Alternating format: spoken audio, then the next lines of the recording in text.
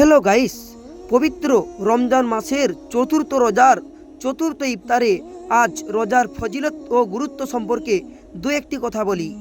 নবী করিম সাল্লাল্লাহু আলাইহি সাল্লাম বলেছেন, যে ব্যক্তি ইমানের সাথে ও সোয়াবের আশায় রোজা রাখে তার পূর্ববর্তী সমস্ত গুনাহ মাফ করে দেওয়া হয়।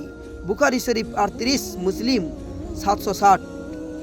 আবু হুরায়রা রাদিয়াল্লাহু আনহু থেকে বর্ণিত, আল্লাহ বলেন, মানুষের প্রতিটি আমল তার নিজের জন্য, কিন্তু রোজা আমার জন্য, এবং আমি নিজে এর প্রতিদান দেব।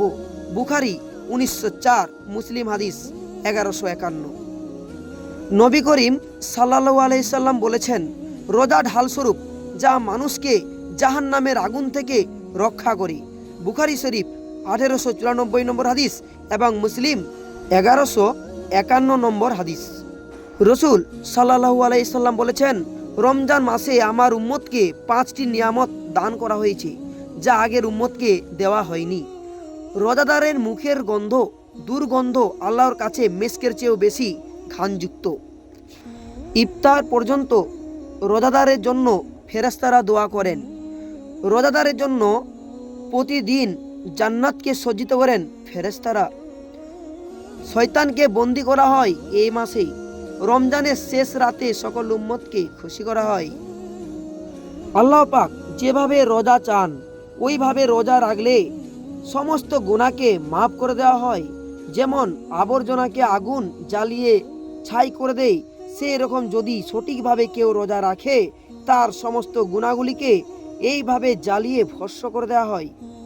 রোজাদারের পুরস্কার আল্লাহ তাআলা বলেছেন, আল্লাহ তাআলা নিজেই সমস্ত রোজাদারদের জন্য একটি দরজা, জান্নাতে প্রবেশের জন্য একটি দরজা আল্লাহ তাআলা খাস করে বানিয়েছেন।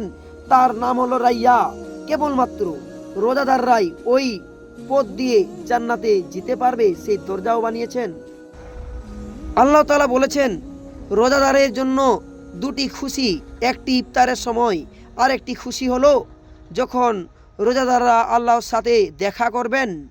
দুটি খুশির কথা বলেছেন। রমজান মাস সেই মাস যে মাসে আল্লাহ পাক কোরআনে কারিমকে নাজিল করেছিলেন। এই মাসে একটি রাত আছে যে রাত্রি হাজার রাতের চেয়েও বেশি গুরুত্বপূর্ণ।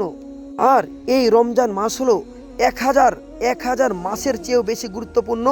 আর এখানে 1000 মাস মানে 83 বছর 4 মাস।